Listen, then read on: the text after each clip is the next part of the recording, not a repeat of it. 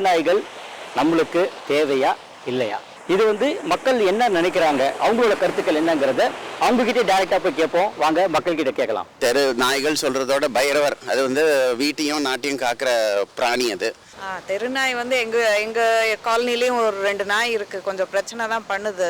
இன்னைக்கு கூட ஒரு பூனையை இது பண்ணிடுச்சு. பட் என்னன்னா, அதுவும் இந்த உலகத்துல இருக்கிறதுக்கு அதுக்கும் ஒரு இது இருக்கு. கவர்மெண்ட் பார்த்துக்கணும். அதை நல்லபடியாக அதுங்களுக்கு தடுப்பூசி போடுறது, அப்புறம் அதை ஸ்டெரிலைசேஷன் பண்ணுறது, அதெல்லாம்.